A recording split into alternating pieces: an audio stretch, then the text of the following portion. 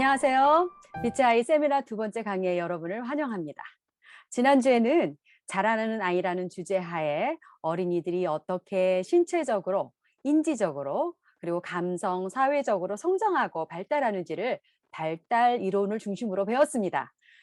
각 연령대에 따라 신체가 발달함에 따라 인지가 발달하게 되어 있고, 인지가 발달할수록 언어 소통, 상호 관계가 더 가능해지면서 심리 사회적인 능력도 길러진다고 배웠습니다. 그래서 발달 단계에 맞게 아이들에게 필요한 풍부한 감각적인 자극, 운동할 수 있는 자유와 공간, 안전한 환경을 부모가 제공하면서 그때그때 필요를 채워주면 아이는 안정감 속에 신뢰와 자율성을 가지고 자랄 수 있다고 했습니다. 그리고 유아기 때 활발한 실체 활동과 언어 발달로 타인과의 상호작용도 늘어나고 역할극을 하면서 사회성이 발달한다고 했어요. 긍정적으로 반응해주고 또 격려해주면 아주 건강한 성장을 지속할 수 있다고 말씀드렸습니다. 또 한편으로는 이 시기에 유아들이 자기 중심적이고 직관적이고 눈에 보이는 그 한 장면을 집중하는 장면 중심적이어서 너무 조작을 많이 해서 이야기를 복잡하고 길게 한다거나 그러면 아이들이 이해하기 어렵다고 했습니다. 그래서 감각 운동기에 머무르는 영아기 자녀나 이야기 구성 능력이 떨어지는 전조작기 유아들에게 신앙교육은 어떻게 해야 되나, 영성이란 게 있을 수 있나? 라는 질문을 했었는데요. 어떤 이론가들은 인지 능력이 덜 발달된 영유아기 때는 영성이란 게 불가능하다. 복음도 인지적인 이해함이 동반되어야 되는데 성경 속 그 많은 이야기들, 그 디테일들이 많은 이야기들을 어떻게 다 이해해서 복음을 이해해서 영성이 자랄 수 있겠느냐라고 주장했다고 했습니다. 하지만 후에 더 많은 학자들이 아니다. 영유아기 때도 그들만의 영성이 있다. 말로 자세히 설명하지는 못하지만 우리 아이들만이 가지는 영적 탐험이 있고 그것을 통해서 하나님을 느끼고 관계에 나갈 수 있다라고 말씀드렸습니다. 그리고 부모의 영성은 이 여정에서 가장 큰 영향을 주는 요소라고 말했습니다. 부모가 샬롬의 영 가운데 믿음 생활을 하고 성령님을 초청해서 가정을 인도하시도록 할 때 영아들은 불안감, 불만족이 아니라 신뢰감, 안정감을 느끼게 되고 그것이 바로 그들의 영성에 아주 중요한 밭이 되게 됩니다. 그리고 그 영아가 유아기의 나이가 되어가면서 예배 가운데 듣게 되는 간단하지만 명료한 하나님의 놀라우심을 이야기로 소개해 줄 때 우리 아이들은 그 하나님을 감탄하고 경이로워하는 표현을 하면서 그들의 영성이 자란다고 배웠습니다. 그래서 여러분 지난 한 주간 동안 특히 가정 예배 시간에 내 친구가 메고 온 중풍병자 치유하신 하나님을 감탄하고 경이로워하는 예배를 어떻게 인도하면서 함께 예배하실 수 있었나요? 인증되어 올라오는 사진들을 볼 때마다 여러분들이 그런 활동을 풍부하게 하고 계시다는 걸 느낄 수 있었어요. 그래서 제가 너무 기쁘고 이번 빛의 아이 세미나 기간 동안 더 계속적으로 하나님이 우리 가정 가운데 또한 부모와 자녀와의 관계 가운데 새로운 일들을 행하시기를 기대합니다. 그래서 정말 세상의 빛으로 살아가는 우리 아이들이 먼저 가정 안에서 빛을 막 발휘하기 시작했으면 좋겠어요. 그리고 어머님, 아버님 대신 여러분들이 부모님들이 그것을 목격하는 그런 시간이 되었으면 좋겠습니다. 자, 오늘은 세상의 어린이들과 자녀 양육에 대해서 어떻게 이해하고 생각해 오고 있는지, 어떻게 자녀들을 대하는 태도들과 생각들이 바뀌어져 왔는지 보고 그에 반해 성경은 어떻게 말하고 있는지를 살펴보도록 하겠습니다. 먼저 과거 역사 속에서 기성세대들은 아이들을 어떻게 대했었는지 알아볼까 하는데요. 특히 예수님의 시대의 유대인들은 구약시대로부터 이어져 온 그들만의 자녀 양육 신앙이 있었습니다. 그것에 대해서 마지막 강의 시간에 다루도록 하긴 할 텐데요. 하지만 여전히 세계 곳곳에 흩어져 살아가고 있던 유대인들은 그리스 로마 시대 문화 속에서 세상의 잘못된 개념을 몸으로 부딪히며 살고 있었고 그 와중에 하나님이 주신 자녀에 대한 신앙을 지켜나가야만 했습니다. 먼저 신약 유대인들이 살아갔던 시대의 배경이었고 현대 철학사상, 인문학에 여전히 크게 영향을 미치고 있는 그리스 헬라, 라틴 문화에선 어린이들을 어떻게 이해하고 있었을까요? 스토아 사상, 중세 철학의 기반을 이룬 이원론의 플라톤은 어린이에 대해서 이렇게 말했습니다. 모든 야생의 짐승들 중 어린이는 가장 다루기 힘든 짐승이다. 무엇보다도 아직 억제되지 않는 이성을 소유하고 있기 때문에 쉽게 변하고 교활하고 무례하다. 그러므로 아이는 많은 고삐로 묶어서 다스려야 한다. 와, 이들은 7세 미만의 어린이들은 이성이 발달되지 못하였다 치부하였기 때문에 학교 교육에서 제외되었었고, 유아기 아이들은 교육을 받는 것이 아니라 어린 짐승들과 같이 훈련을 받아야 된다고 생각을 했다고 합니다. 플라톤이 그만큼 생각했다라면 나머지 그 시대의 사람들은 어떻게 생각했는지 가히 짐작할 수 있겠죠. 그런 생각은 아이들을 호되게 훈련하고 훈계하게 했고, 학교 교육에서는 즐거움을 위한 배움이 아니라 권위적인 선생님 밑에서 기계적으로 암기하고 혹독한 방법으로 지식을 배우는 것에 정당성을 부여하는 그런 문화였습니다. 그래서 그 로마 시대의 유명한 철학가이자 시인이었던 시세로는 로마 시대 문화가 바라보는 어린이들을 잘 기록해주고 있습니다. 그들은 어린이들 경제적인 생존과 복지에 필요한 이들로 죽은 후에도 살아갈 상속인으로 여겼다. 국가는 경제적, 문화적, 군사적 목적으로 어린이들을 필수 불가결한 존재로 고려했다. 이렇게 시세로는 기록을 하고 있네요. 시세로뿐 아니라 이 헬레니즘, 그리스 시대엔 시인과 화가, 조각가들이 그 시대 어린이들을 바라보는 시선을 충분히 묘사해주고 있는데, 대부분 어린이들의 놀이개나 하수인의 개념이고, 아이들은 근본적으로 부족하고 아직 온전한 인간이 아닌 것으로 표현이 된다고 합니다. 좀 전에 플라톤이 말한 많은 고삐로 다스려야 할 다루기 힘든 짐승에 비유한 말이 기억나시죠? 그런 분위기가 바로 이 시기가 유대인들이 살아가고 있던 문화적인 배경이에요. 어린이들이 신체적으로 작고 미성숙하고 정신적으로 무식하고 열세한 자로 이성적으로 생각하지 못하고 어리석고 잘 싸우고 변덕이 심하여서 온전한 로마 시민이 될 자격이 전혀 없는 것으로 여겼다고 합니다. 로마 시대의 법률과 문화를 공부하고 연구하고 설명해 줬던 간세이와 세일러라는 사람이 쓴 The Roman Empire라는 책에서 로마의 역사가였던 디오니시스가 당시 기록을 적나라하게 이야기해주고 있는 장면을 기록해 놓았습니다. 로마 시대에는 아버지가 자녀에게 어떠한 가혹 행위를 행해도 그런 처사를 결정할 합법적인 허용이 주어졌다. 아버지가 감옥에 가두든 채찍을 휘두르든 체인으로 묶든 들에서 노동을 하게 하든 심지어는 죽이든 아비에게는 자식의 삶과 죽음을 결정할 권력을 가지게 했다. 자녀가 태어난 순간 키울 것인지 밖에 버릴지는 아비의 결정에 맡겨두었다. 라고 로마의 역사를 기억하고 있네요. 그리스 로마 시대에는 아이를 유기하는 사건들이 법적으로 허용되었기 때문에 아주 빈번하게 일어난 사건이었다고 합니다. 이렇게 사회 구성원 사다리의 가장 밑바닥에 있었던 것이 어린이들이었고, 그것은 교육 철학에도 그대로 반영이 되었습니다.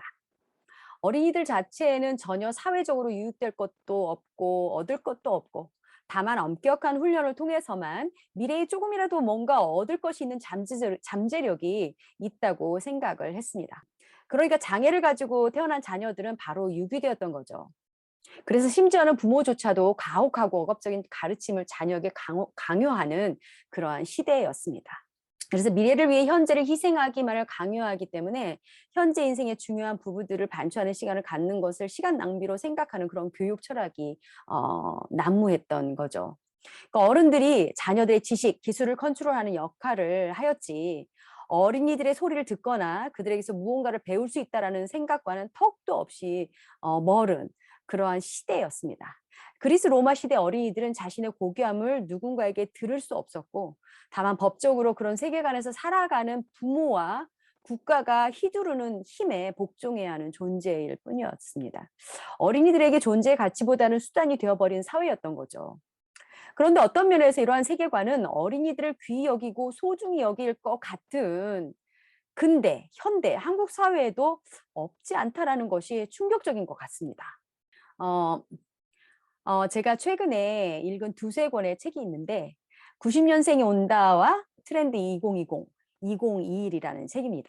이 책들을 읽으면서 저는 이 세대, 밀레니얼 세대, Z세대 또 앞으로 다가오는 지금 자라고 있는 알파 세대의 그 어린이들, 청소년들을 이해하기 위해서 그들이 어떤 문화를 형성하면서 살아가고 있는지, 어떤 부담감과 짐 속에서 살아가고 있는지를 알게 되어서 너무 좋았어요. 그거를 알기 위해서 읽었으니까요.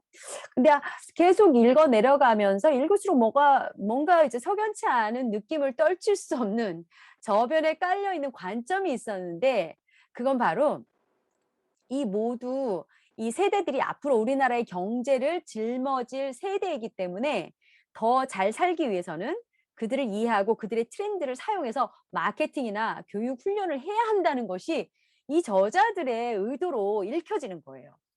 그러니까 완전히 철학이나 경제 철학이 실용주의, 물질주의, 상업주의에 겨냥되어서 쓰여진 책들이었다라는 느낌을 받았어요. 그 청년들의 트렌드를 쭉 얘기하면서 그런 성향을 잘 파악해서 성공한 기업들이나 개인들의 성공감을 막 열거하고 있는 거예요, 이 책들이. 90년생이 온다. 이 책은 아주 조금 더 견해가 낮긴 했지만 나머지 두 책은 좀 기분이 상하기까지 가는 의도가 보였습니다. 정말 우리 아이들의 존재론적 가치를 저 멀리 던져버리고 수단으로 보는 성향이 짙은 어른들의 비즈니스 책이라는 느낌이 강하게 들었는데요. 그렇다면 오늘날 이렇게 새로운 세대를 위한 세상의 흐름이, 우리나라의 그 흐름이 좀 전에 말씀드렸던 그리스 로마 시대와 다를 게 무엇이 있겠습니까? 그리고 이런 생각이 수십 세기를 계속한 결과 아이들의 존재론적 가치를 잊지 말아야 하는 교육계에서도 아이들을 수단으로 보는 교육 이론들을 만들어내고 나오게 하는 것은 당연한 결과였겠죠. 한 세기만 돌아보아도 교육계에 행동주의와 실용주의가 지배했던 20세기 초 교육계에서는 아이들 양육과 교육을 상과 벌을 주면서 행동 교정을 해서 부모가 원하는 행동, 사회가 원하는 행동을 하도록 만드는 것이 교육이라고 생각했던 적이 있습니다. 그 성향이 아주 진한 적이 있었어요. 그래서 그 영향이 전제적이고 권위적인 형태를 벗어나지 못해 많은 상처를 우리 세대에게 남겼습니다. 그러니까 우리나라 교육이 이 행동주의를 벗어나기 시작한 것은 사실 얼마 안 되었어요. 행동주의 교육관의 대표적인 학자 중에 프레드릭 스키너란 미국 학자가 있는데 20세기 교육을 관찰 가능한 행동 형성으로 결과론적인 교육 철학을 만들어내었어요. 이 사람은 대표적인 사회학자이자 심리학자였습니다. 그리고 이 스키너라는 사람 외에도 파블로 손다이크 이런 행동주의 학습 이론가들이 동물들, 쥐나 비둘기나 강아지 등 이 동물 실험을 통해서 반복적인 상과 벌을 주면서 거기에 반응하는 행동을 긍정적인 결과로 보았어요. 그래서 이 사람들은 동물을 연구로 한 그 실험 결과를 인간 교육에 그대로 적용을 한 거예요. 그래서 인간을 이해하는 데 있어서 행동에만 관심을 두고 의식이나 정서와 같은 내적인 요소에는 관심을 두지 않는 큰 실수를 범하게 됩니다. 하지만 이런 맹약점에도 불구하고 행동주의 학습 이론이 여전히 학교 현장에서 보편적으로 사용되고 있고 효과적인 교육 방법 중 하나로 인정을 받고 있습니다. 저는 이 이론과 철학이 어떻게 교육의 한 세기를 담당했는지 의아해요. 그리고 그것의 깊은 뿌리는 과정을 중요하기보다는 결과를 중요시하는 실용주의적인 사고, 그리고 인간의 고귀한 그 오리진이 창조주 하나님에게서 왔음을 부인하는 것에서 왔다고 생각을 합니다. 그래서 인간이 가진 우리 어린이들이 가진 고귀함이 완전히 제거된 교육 철학이 판을 쳤던 거예요. 그렇다면 우리가 요즘 시대의 아이들에 대해서 어떻게 여기고 있는지를 또 짚어보도록 하겠는데요. 우리 자녀들이 부닥들이며 살아가는 현실이 어떠한가요? 자녀들을 대하는 어른 세대는 대중문화 안에서 어떤 느낌으로 그들을 여기고 있나요? 우리나라 대중문화 안에서 우리의 자녀들은 어떤 취급, 어떤 대접을 받고 있는지 한번 보도록 하겠습니다. 요즘 어른들 대중매체 프로그램이나 평소 성인들의 대화 가운데 결혼, 자녀 출산, 양육에 대해서 얘기할 때는 자녀는 어떤 느낌으로 이야기가 되고 있죠? 여러분은 다음과 같은 말을 텔레비 드라마나 일상생활 대화 속에서 들어본 적이 있으신지 한번 보세요. 나와 내 아내는 아이 갖는 것을 계획하고 있지 않아요. 그 많은 시간과 에너지, 주의, 그리고 돈이 들어가는 자녀 양육에 우리 삶을 묶어두고 싶진 않아요. 난 지금 임신 중이에요. 원치 않는 아이를 임신해 버렸는데 그래서 임신 중전 수술을 할 생각이에요. 제 직장 일 감당하는 데만 해도 시간이 부족해서 뛰어다니는 지경인데 어떻게 아이 키울 시간이 있겠어요. 기저귀 갈고 아이가 아프면 밤에 잠도 못 자고 일어나야 하고 숙제를 도와줘야 하고 휴, 전 그냥 자녀 양육으로부터 자유롭고 싶어요. 애들은 정말 귀찮은 존재야. 아이들은 하도 요구하는 것도 많고 성가시게 하는 것도 많아서 난 아이들 주변에 있는 것도 싫어. 제가 몇 가지 예를 들어서 말씀을 드렸는데 듣다 보니까 화가 나죠? 그런데 슬픈 것은 이 이야기들이 우리 집 문을 열고 나가면 젊은이들 사이에서 너무나도 자연스럽게 이야기되고 있는 말들이라는 거예요. 최근 수년간 우리나라는 어린이 학대 뉴스로 우리가 의문을 느끼고 있는데요. 설마 어떻게 저렇게까지 하고 생각할 만한 사건들이 속속이 터지고 있습니다. 생후 2주 된 갓난 아이들을 때려서 숨지게 한 익산의 20대 부부, 친모가 아이를 빌라에 남겨둔 채 이사를 가버려서 아이가 굶어 죽은 경북 구미의 사건, 10살 조카를 학대하고 욕조에서 물고문 수준의 학대를 하다가 죽게 한 이모 내외의 사건, 그중 입양한 딸을 반복적으로 폭행을 일삼다가 결국은 죽게 한 모두 다 아는 정인이 사건. 예, 양심과 모정이라고는 찾아볼 수 없는 사례들이 속속히 나오고 있습니다. 이게 아닌데 잘못되어도 너무 잘못된 사회가 되어버린 거죠. 혹시라도 우리 아이들이 그런 뉴스를 들을까 봐 뉴스를 듣고 있다가도 채널을 돌려야 하는 그런 실정입니다. 그런데 그래서 최근 우리나라에서는 아동권리보장원이라는 곳을 시작해서 아동학대에 대해서 심각하게 생각하고 공론을 일으키는 데 사용하고 있는데요. 아동권리보장원에서 통계한 자료를 보면 전국 아동 인구 1000명 대비해서 아동학대로 판단된 수를 아동학대 발견률이라고 하는데요. 우리나라는 그중 3명에 가까운 2.98%나 됩니다. 더 괴로운 사실은 해외 통계는 10명에 가까운 9.1%라는 겁니다. 여기서 여러분 주목할 것은 발견율은 아동학대 의심 접수건이 아니라는 거죠. 그러니까 주로 아동학대 사건의 프로세스는 먼저 의심 접수가 일어나면 investigation, 그러니까 조사에 들어가서 판단을 받게 됩니다. 그래서 아동학대로 판단이 되면 법적 조치가 들어가게 되는 거거든요. 그런데 이 그래픽에서 볼 수 있는 또 다른 사실이 아동학대를 신고하는 대부분의 사람들이 비신고 의무자, 즉 직접 아동학대를 보고 꼭 신고를 해야 할 사람들이 신고를 하지 않는 경우가 훨씬 더 많다는 거죠. 이 중에 가장 첫 번째가 가족, 부모, 친척이란 말입니다. 작년 봄 국회 청원에서 자신의 친부가 성폭행을 저지른 것을 친모와 가족들이 덮어두고 해서 15년간 고통을 당한 한 여성이 이야기를 올렸는데요. 그래서 큰 공분을 샀었어요. 만약 학대를 알고 있으면서도 이들이 그 딸을 보호하지 않았다라는 것은 말이 됩니까? 자신과 자신 가족의 위치에 추락을 염려해서 그런 것이었겠죠. 결과론적으로는 부모도 친척도 자녀들이 수단이 되고 있다는 결론입니다. 이렇게 아동 학대가 보이지 않는 집안에서 그리고 보호받아야 할 그 곳에서 자행되고 있는데 법으로도 제대로 보호가 보장되지 않는 불완전한 사회가 지금 되어가고 있어요. 아동 학대 유형을 보더라도 어른들의 비열한 학대는 정서학대가 가장 많이 발생하고 있죠. 그리고 신체 학대가 그 다음입니다. 그리고 그런 모든 학대가 한두 번으로 그치는 것이 아니라 반복적으로 일어나서 아이들의 몸과 마음을 완전히 파괴하는 중복 학대가 가장 많이 일어나고 있는 유형입니다. 치가 떨리는 보고죠. 그것도 나이가 어리면 어릴수록 더 많이 학대당할 확률이 높습니다.